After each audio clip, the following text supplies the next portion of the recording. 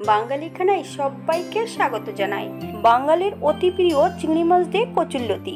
কচুরলতি কাটার পদ্ধতি, রান্না এবং ছোট ছোট টিপস সহ সম্পূর্ণটাই আপনারা শিখে নিতে পারবেন খুব সহজে। আপনারা সবাই জানেন কচুরলতি রান্না করতে, তবে আমি আজকে এখানে কিভাবে কচুরলতি রান্না করলাম চলুন সেটা একবার দেখে নেওয়া যাক ভিডিওর মাধ্যমে। আজকে রান্না করব কচুরলতি। আমি কচুরলতিগুলোকে কেটে পরিষ্কার করে ধুয়ে রেখেছি। আমি কচুরলতিগুলো একই সাইজের কেটে নিয়েছি, তবে আপনারা আপনাদের পছন্দ মতন কচুরলতিগুলো কেটে নিতে পারেন। কচুরলতি কাটার পদ্ধতিটা আমার চ্যানেলে দেওয়া আছে, আপনারা একবার ভিডিওটা দেখে নেবেন। বা নিরামিষ কচুরলতি কিভাবে রান্না করবেন সেটাও আমার চ্যানেলে দেওয়া আছে, আপনারা ভিডিওগুলো একবার দেখে নেবেন। এই পর্যায়ে একটা কড়াইতে বেশ কিছুটা সর্ষের তেল অ্যাড করেছি। তেলটা গরম হওয়া পর্যন্ত অপেক্ষা করতে হবে। আমি ফোড়নে রেখেছি কালো জিরে। ফোড়ন থেকে সুগন্ধ বেরোলে 1 চামচ রসুন বাটা, মিডিয়াম সাইজের 2টো পেঁয়াজ বেশ সরু সরু করে কেটে অ্যাড করব। সামান্য একটু নুন দিয়ে পেঁয়াজগুলোকে মিডিয়াম আঁচে বেশ কিছু সময় ধরে ভেজে নিতে হবে, তবে বেশি লাল করে ভাজার দরকার নেই, তাহলে পেঁয়াজগুলো রান্নার সময় সেদ্ধ হবে না।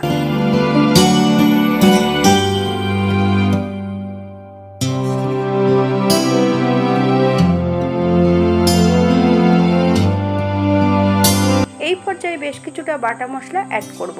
আদা, জিরে, ধনে, শুকনো লঙ্কা, বেশ কিছুটা কাঁচা লঙ্কাও আমি অ্যাড করব। 3 থেকে 4 মিনিটের মতন মশলাটা বেশ মিডিয়াম আঁচে ভালো করে ভেজে নিতে হবে।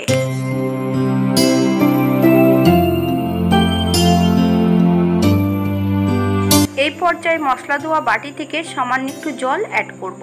মশলা থেকে যতক্ষণ তেল না ছাড়বে ততক্ষণ বেশ মশলাটা ভালো করে কষিয়ে নিতে হবে, তবে মশলাটা কষাতে হবে কিন্তু মিডিয়াম আছে।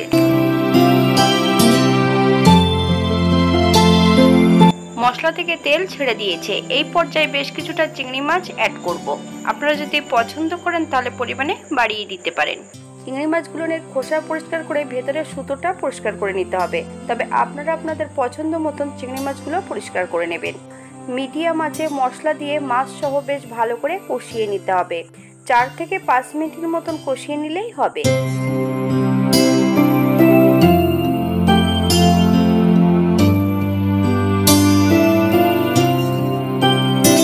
এই পর্যায়ে অ্যাড করতে হবে কেটে রাখা লতিগুলো। লতিগুলো যখনই অ্যাড করব হাই ফ্লেমে 2 থেকে 3 মিনিটের মতন বেশ ভালো করে কষিয়ে নেব মশলা এবং মাছ সহ।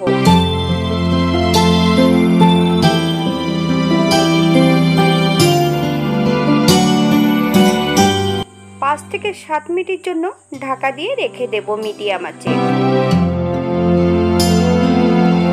7 মিনিট পর লতিগুলো সেদ্ধ হয়েছে কিনা একবার চেক করে নিতে হবে।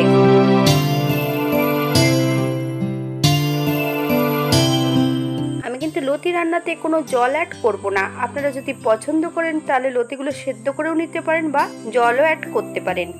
এই পর্যায়ে অ্যাড করব 1 চামচ চিনি, আপনারা যদি পছন্দ করেন তাহলে পরিমাণে বাড়িয়ে দিতে পারেন। আমি কিন্তু নুনটা অ্যাড করেছি একদম রান্নার প্রথমে, তাই আপনারা স্বাদ অনুসারে নুনটা অ্যাড করবেন। বাঙালি ঘরোয়া রান্না, তেল মশলার পরিমাণ খুবই কম। আপনাদের যদি পছন্দ হয় তাহলে চ্যানেলটি সাবস্ক্রাইব করে দিয়ে পাশে থাকবেন, পাশে থাকা বেলটি বাজিয়ে দেবেন, নইলে নিত্য নতুন রান্নার নোটিফিকেশন পাবেন না।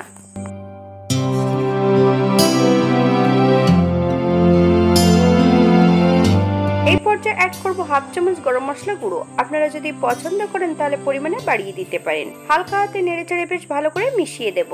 এই পর্যায়ে গ্যাসের ফ্লেমটা অফ করে দিয়ে 5 মিনিটের জন্য স্ট্যান্ডিং টাইম দিতে হবে, তারপর সার্ভ করব।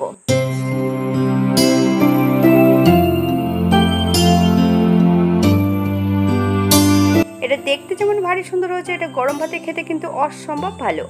ভিডিওটি দেখে আপনারা আপনাদের নিজেদের মতন করে বানিয়ে নেবেন। যারা কচুরলতি দিয়ে পেঁয়াজ রসুন খাবেন না তারা পেঁয়াজ রসুন ছাড়াও কচুরলতিটা ঠিক একই পদ্ধতিতে রান্না করে নিতে পারবেন চিংড়ি মাছ দিয়ে। হাতে যদি সময় থাকে তাহলে একটা লাইক কমেন্ট শেয়ার করবেন। আপনাদের একটা লাইক একটা কমেন্ট আমার কাজের মাত্রাটা অনেকটা বাড়িয়ে দেয়।